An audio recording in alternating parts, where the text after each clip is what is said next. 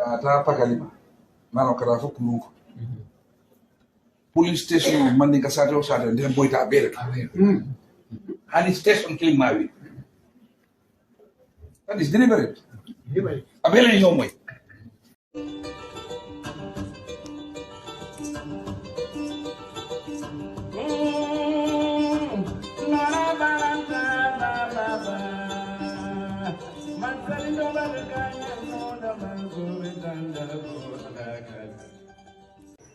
Assalamu alaikum bademolo hanibe bi mbalke Kunkujang Keitaya UDP Bureau nal badem malon Suleiman Jam zina ngal lamoy bayo silfo sonko kansulo men gada brikama area council la kuma kanwala. Assalamu alaikum wa rahmatullahi wa ta'ala wa barakatuh.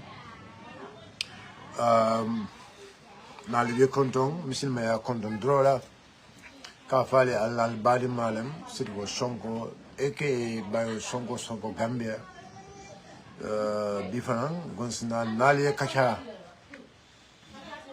nabi kacha abita komen diamul melbe kel PPP and UDP tema and coalition diamudul melfne yalon ko wolle be kel nabi kacha komen na fale nyame wa janebe na kacha kono drong se mol konto mol milialon ko wato wati nata jang se transfer be programme siala Ibrahima Jobu nyolu sali be konton fole cham Musa Marong mol milialon ko katara platform de wato wati be platform puskang be siala mole Musa Sedi nyolu siara bake se mobe se lavka mobe tofu wato wati bare de mobe fan tofu no bare kachani dia moni mu wato let bare biu comme na fu nyamen na bi kacha abe diamo kan coalition la kola anin UDP ning PPP la ko be labulo mento na fahamle ko PPP la diamula ani la police director me alon ko atlem na diamulati atlefona mula tarang silo ila tarang bulo telemu wo fanan nyaron kodi ne konton sankunture limbala adiamuta anin jonli sol diamuta le bar naje fanan PPP ila flag bearer me alon ko golden era party ila nyadon ko memu sewu sawoti akita moti me ya lonko afana saferoke ni somanda bare comme kule me ya lonko a development nyulu mete no makanne mete ka bula ko nyun no male kalon kul be tenge jumal bare ni ka diamu moli watu wati bembe mfula molia nyende kela ku kweleti wala tinan tol kabula kol no mabake janlimbe diamula kabula kol no mala ke kisi alung narana ka kol no man ne kisi ning kibarol mil butaje lafta ka wolfo na pati dingole pour pati dingo be salon kol be lar nyame pour ibajelo ko salon be ko nyun diamula nyame ba konyi adres la nyamen bayring yajale ning ibe kayra koto mobe loren karala alhamu be momenti ko kayra kotinya ise hakilo to baki idebe kayra kolto idebe banku kolto mobe loren karala amari mantara kayra kuto amari mantara banku kuto alhajo be momenti wolen ka tinyaroke oto iteme ya longo lim de dar lati ise hakilo to baki ese hakilo to baki walatina wato mantaraji baki bari konsina nali kacha na nyola fa hakilo la babaki tonyalam PPP ya hamosoto ibe parering andulo hamonyin segu dabe mol kono meleo hamonyin bambandi but ila party leader and ila policy director and other members of PPP ebe hamobe ji pour ka ko PPP e kafu UDP anu PPP eni UDP la si follow me yake fenne me ya lonko PPP la alpha membu la secretary general wala madiketi anin ila flag bearer anin ila police director ibemu molet me ya lonko ya kala mutale ila force meeting pour ni UDPSC PPP la alpha ya kala mutale anu PPP la o alpha ye blessino di la pour meeting weke meeting wonyento journalist do le savero ko UDP ni PPP a sign pour ye kafu journalist do le wala safe bari signing ceremony manke fe man signé je itara melna wala ñundi ko pri brevin comme kamol kalam tan ko PPP ning UDP be ñing katala la anu katame ba ki kan jiki baale be je wala PPP la stand bar sewu sao ate tumala me ya lonko ning ila patiola alfa kafo me ya lonko momuan ne be sirinje momuan out of momuan ñing kono mo tanin sey ibe d'accord ka pour PPP e kafu UDP kan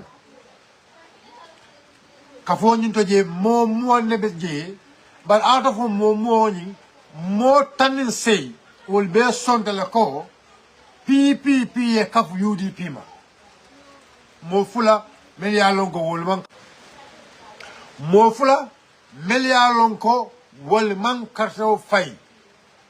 I want to make this very clear.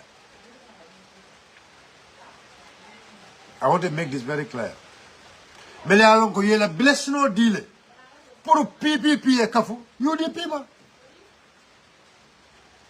bar seku anan nene seku ni nene wole multimedia lonko wole be jang bari ni ajibe PPP la alfalu même la secrétaire général de Madike atamanta siri nyim banko kanja atebe siri America banko wala kan atamanta siri Gambia banko kanjang atebe siri America banko wala kan PPP la diamula menka diamu PPP tola nanko fana mantara siri Gambia banko kanjang nanko fana be siri America banko wala kan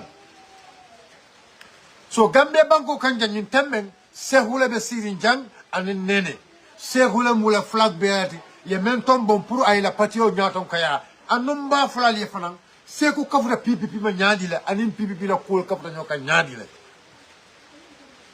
yalong fama fen ajenda fola Sénégal seku ya xamo sota num ala golden party la patio me lafta Carlo ya xamo sota num pour ni PPP e maja comme ni PPP e den ya ni nyola yo wala xamo sota bar kabre da PPP kan PPP ya tandi la ko seku nyol la patio in fact amount register so andum itol buka maja bari sa men keno wala ñindi ko san seku ya la parti ambition ñi ayo landi ala parti loko ñi ayo landi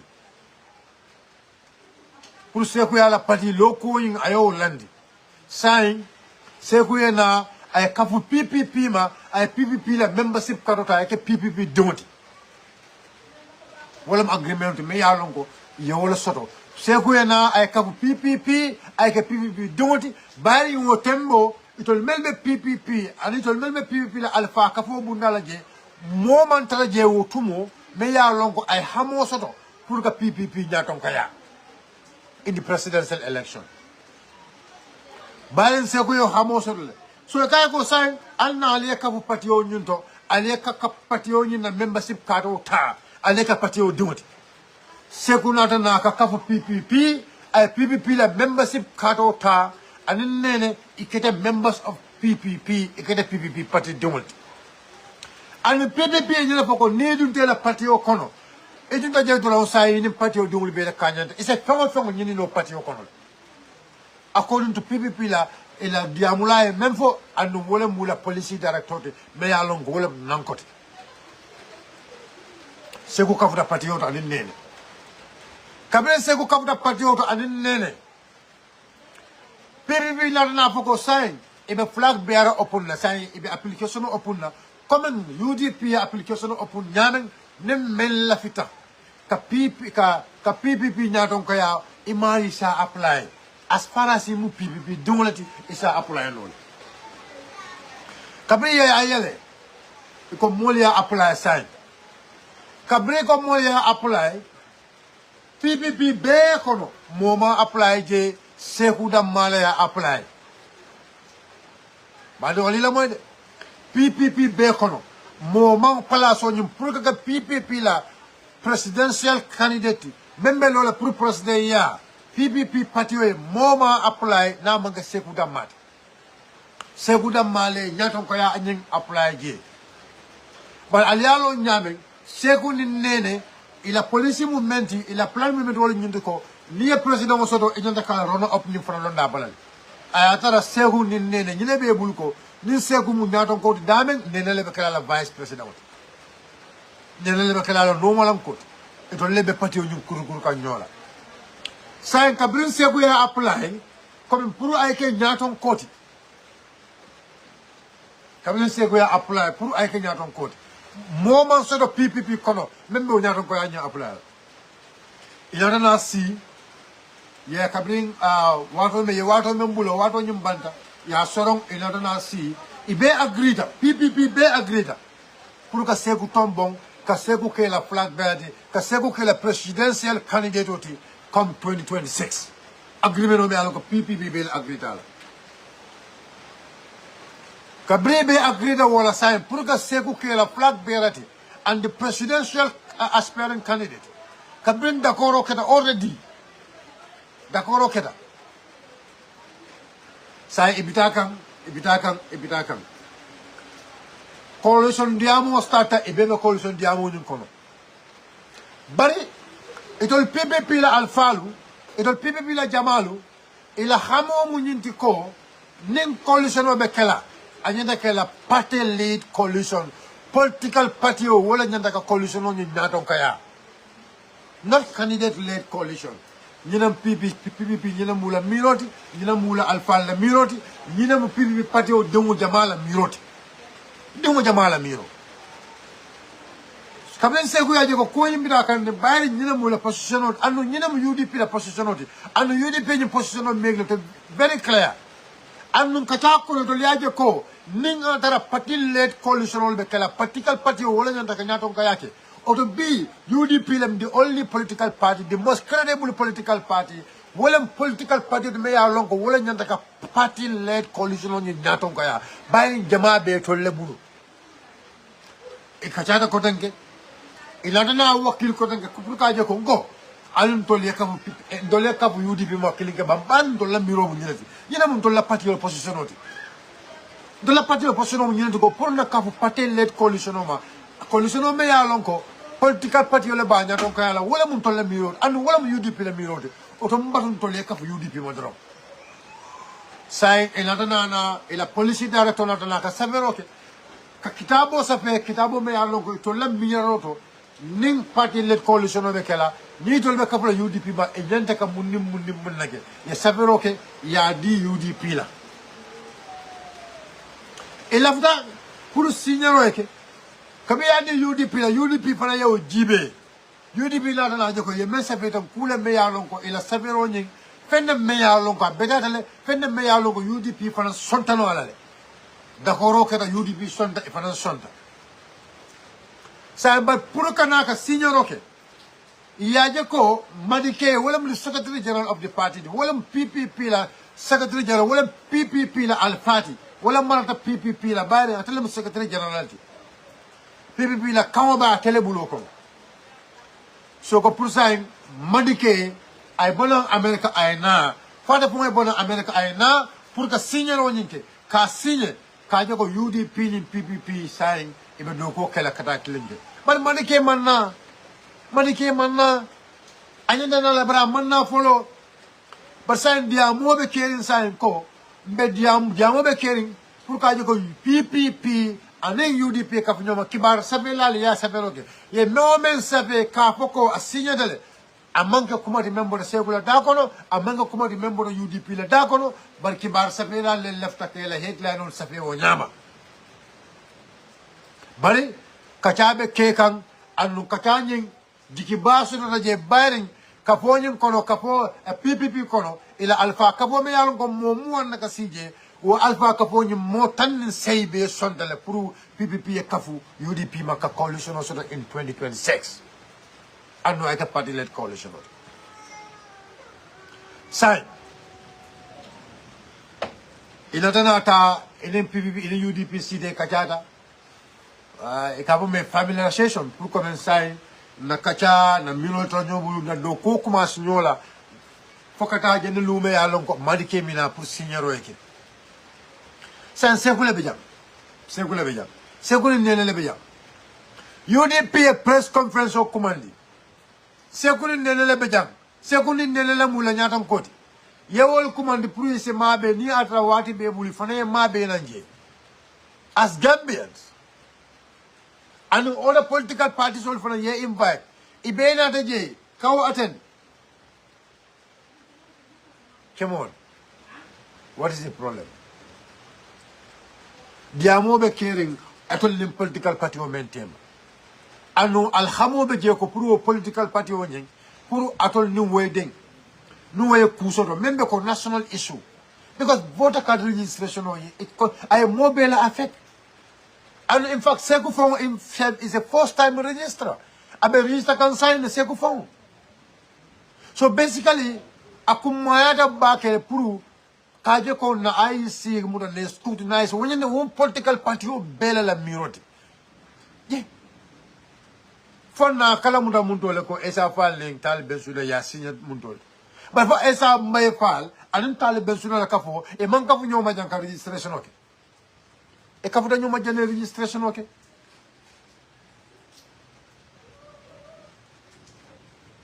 E kafuta nyuma le registration o nyinke. So the sign linga atara PPP wole ning UDP sita e kachata but senior o manke or nim PPP la alfalu melialon ke bejang ning event soto na UDP event soto nim men ni wol nata woto minam jamala moti ala fonyi what is the actual problem minam actual problem woni because me myself I spoke to some of the PPP elders nim PPP la elders so dol diamutale nim PPP la elders so dol diamutale about this coalition issue. But let me understand what you think. I mean, we'll have to be very frank in this. I think that is what is called insecurity. Insecurity level konin kono. Let's call a spade a spade.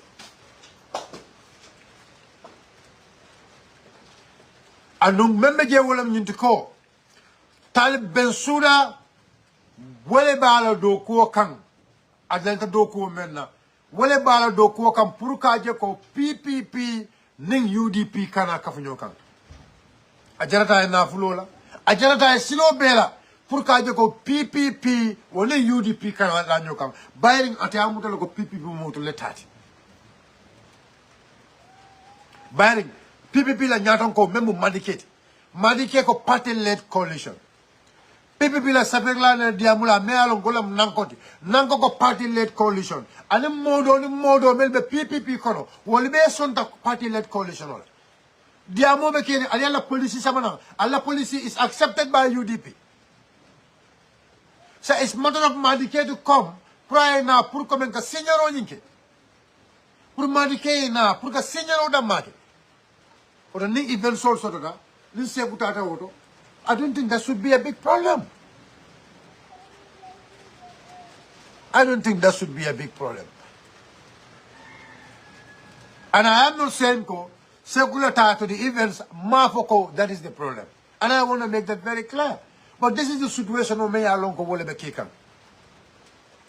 But one thing I have to say, yes, still, and I want my people to understand this. PPP, as we are speaking now, understand the Segu ni bota nyokan. Segu ni PPP bota nyokan. Segu moves back to our Golden Party as a movement. And Segu, because member Segu bulu wala nyintiko, atela believe movement wala nyintiko, kome ya lonko mbeda koto, kome ya lonko wala nyantakila drong.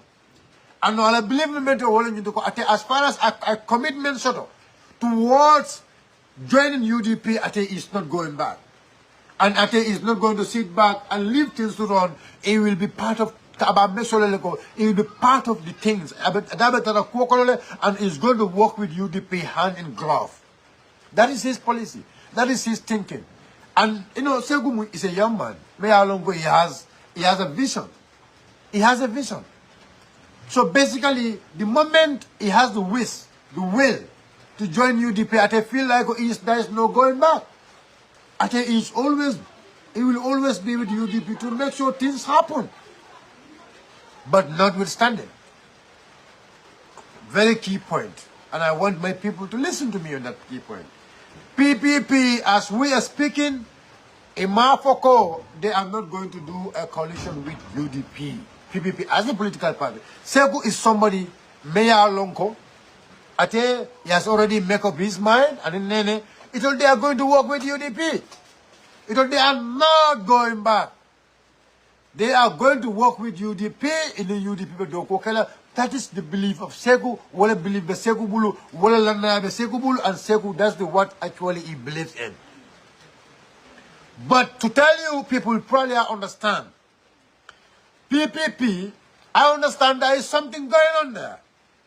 There is something going on there. Lengalia go Talib Bensouda, Nyimbanko la problemo bemu Talib Bensouda. You people think I'm joking. Nyimbanko, as we're speaking, even there is the coalition, is nobody is the cost now of the Talib Bensouda. The movement all melal baby jeka, movement jama beje, ataya movement all be Talib Bensouda baby koma. I will not even say astaghfirullah because I know.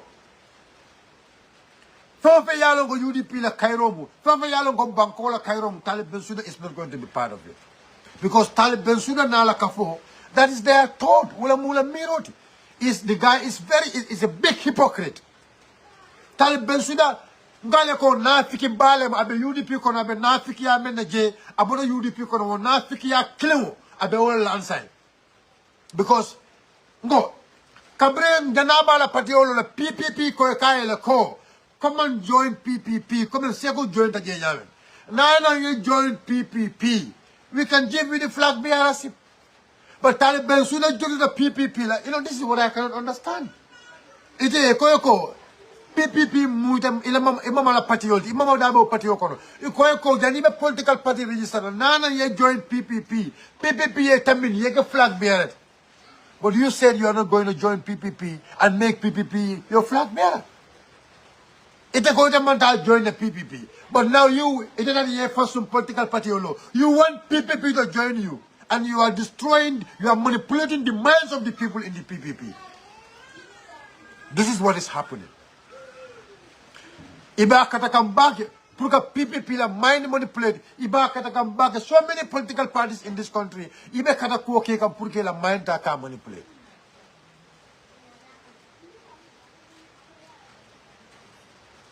I am telling you. I am telling you. So this is the case here. So Talib Bensouda, that is what actually he is doing. That is what actually he is doing. Because Talib is somebody Mayalongo. He does not care about this country. All what he cares is about himself. A Congo don't want to care. At a Congo be mentioned no la. I be na fulo mentioned no la. Congo abakla jifoko na ba tala la kwale bakatala nyame. Ni mu man sila Talib Bensouda la jim banko kay man. Wallahi man sile inyol. Mo jawba, mo kurumba. Mo jawba, mo kurumba. Abe PPP ko da mal dundu kan nyola. Abe kuma jawol fay kan PPP kan. And the people call is Chinese almost, but look, I want you people to listen to Nanko very well.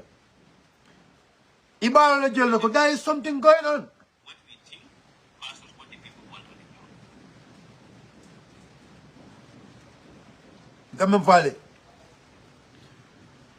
Because PPP, their stand is very clear. They believe in the party-led. PPP, they believe in the party-led coalition.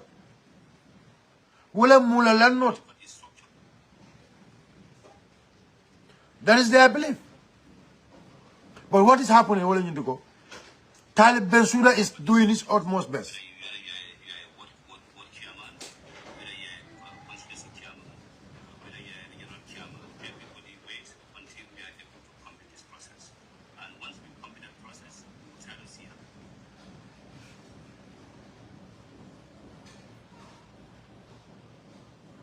I just want to bring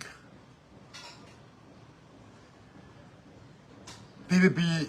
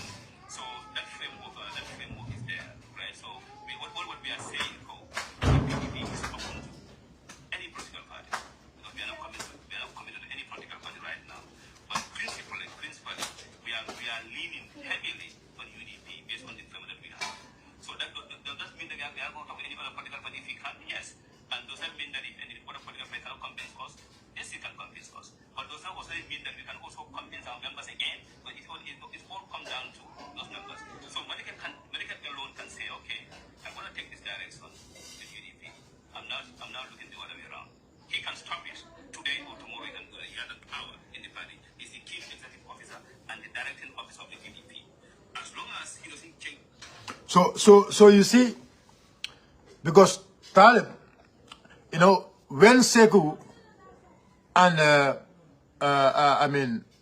Nene came to UDP, what he did, when he went to America, he went and visit Madike again.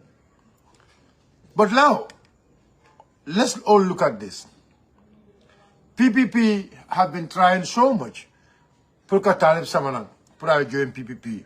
He refused to join. He refused to join. He refused to join at all. Because PPP reached out to him.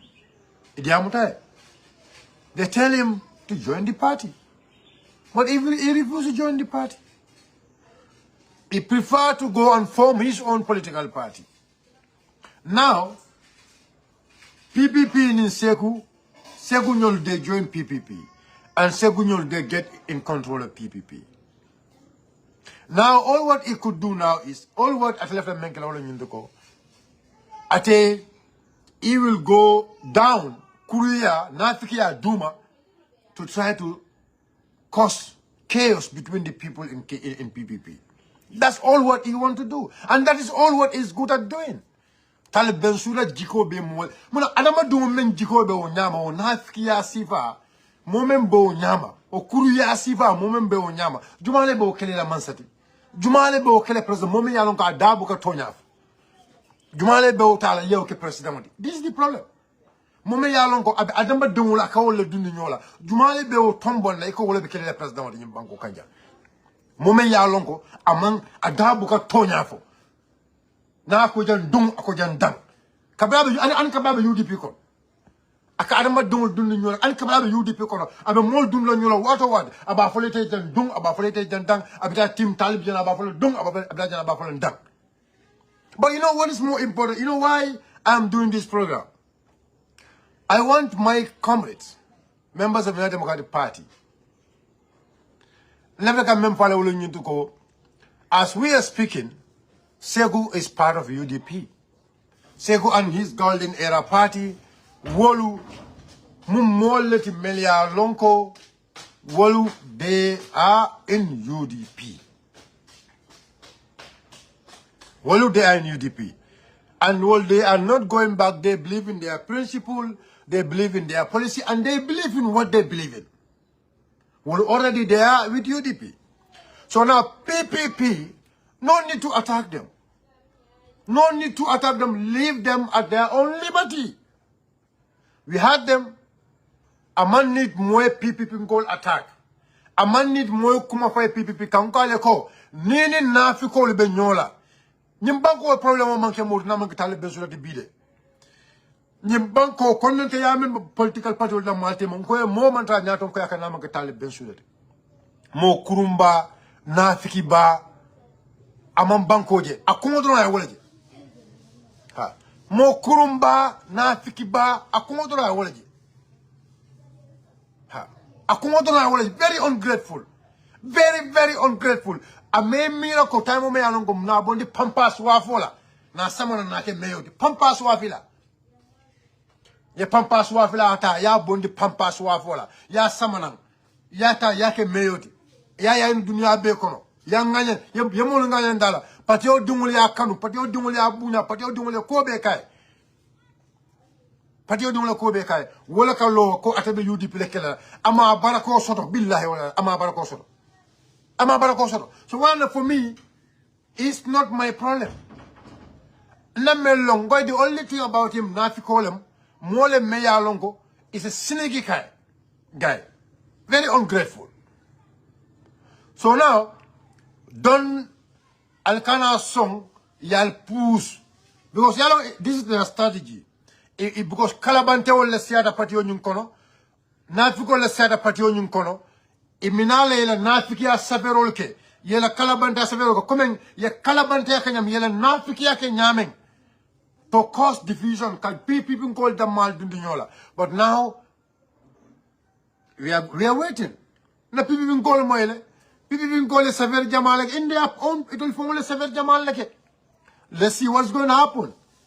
Lela momoyle abe mem fokang. We heard what they said. Nanko memfo nalon akotol they believe in party-led coalition. It will believe the world. That's what he says. That is what it will senior bidam mal believe the world. And in the grassroots also, we are talking to people in the grassroots who will be content. And I have very good discussion of one of the senior executive member of the party, Bensouda. Yes. One of the senior executive members of the party, he made it very clear to me, they are with UDP and they are going to go with UDP. So now, ning talib bara kalabante yala, abala kalabante yayola, abala nafiki yayola, ning atara talib se PPP conventional. Wallahi, let's see the end. But yalan kukul na yola nyi go. PPP natao, PPP man now, UDP is going. PPP natao, PPP man now, UDP is going. We celebrate them. And for, for me, that is me.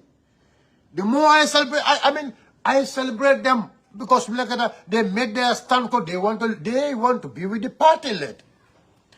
And I want to make this also very clear. UDP into less stand momenti. Along into less stand I made it very clear. Dula is very, very clear from the beginning. From the beginning, Dula is very, very clear. The Dula momenti we believe in party-led coalition. But in coalition, they are coming up with in Dalilo Minakane, in Kol Minakam, Dolibo Fonanjibe can only Luat Bitakan, because I Usino Luatio. Alai Useno Luatio, it is not going to go into any agreement. May longer it does not go. Hello? Isa? Mariam?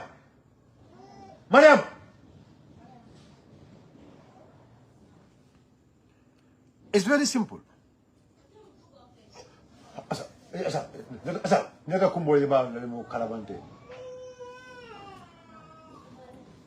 So no, I can't go for Musa Sowaga fake account. Let me even just block his ass. Sorry. Let me just allow me to block his ass, please. Now for Dinkurulem.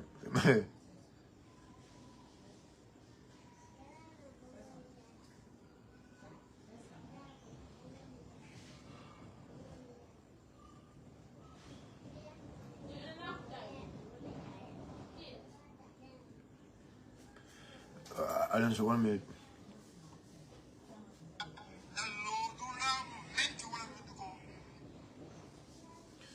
Allo, not a bonding. Allo, yalong come boy, Imala, Ibanyole Wulu, Imala, they are not proud of Ibanyole told Meldila. They are not proud to show themselves. So I can fake account to them. I let us sign 200. I can do fake phone call post legit. Fake phone call to I can do post legit. It's always put in fake phone call, fake picture. I can well like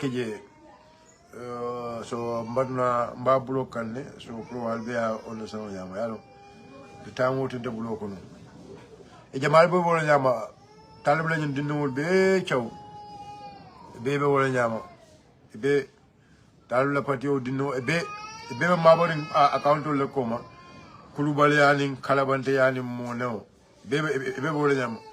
So I just blocked them. No, Udo Alcana Dango, yalo. Member all kunto na olon, tabuka all muka fem for wole. Alcana Dango, Udo Alobula, Mendiata Save, Ndato Vonvola, Calabanteo, come Calabanteo Meliano, Manley Fana, a lot of Budo Mola. So Alcana will Dango, Ducanina Wola. So this is the Nina point to me, I go very, very clear. Right? Alal hakil tudo bake. Ta abe tarana abe chow. Abe Talib Bensouda la ba abe koma. But let's see if Talib Bensouda can actually do that. It's very simple. If Talib Bensouda can actually manipulate, or Talib Bensouda can convince PPP la nyita. One thing I had iko Najele ila atengana tovole because it's just a nonsense.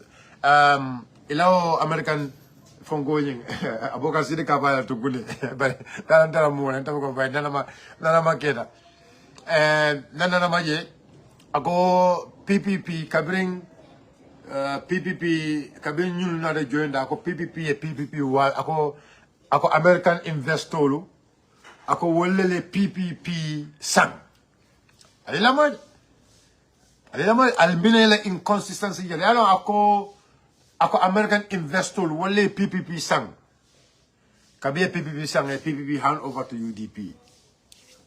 It was the word from Nana Makeda. It was a word from Nana Makeda. Ako American investor wolele PPP sang. Nana Makeda la fole. Nana Makeda. But see, you will see the same people now. Bayan sekutar la sang, bayan eko seku yasan. Sekunyol barakata bakelle. Or sekunyol mo barakata mbalti de. Or sekunyol barakata itol dol til mel ba foka. Sekula barakata itol ti. And that's what I tell them. Sekulen seku sitano America I be ko ke fine na ka political party me along go was once a government in this country. Political party me along go wala mu PPP me along go in Gambia banko mara. Sekunyol na philosopher foyo party yo sang. Or sekunyol mu dim barakari ballet. Or tana sekunyol ye bad duaso le fa duaso. But I don't saying sekunyol fele saying sekunyol ko they part with PPP. But ndolbe PPP la moila. Kajibe for integrity saying ning PPP join the United Camp. Saying menana makira moila ibina mena fanam fola kotenke. Buying saying PPP ndol libe diamkan. And ndol nima any problems or as a political party. We have no problem with them. We have no problem with them. There is no disagreement in any of the policies. We have no disagreement with them. Pour Gambian call Senor Long. PPP call il a long moment. Il a long moment PPP.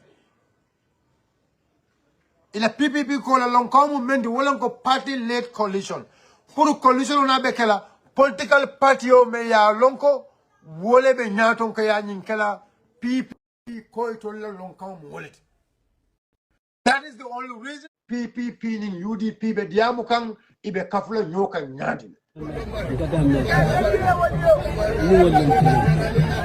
be ada kan itu tenyu ada solusi kita sa ko ni mo fa de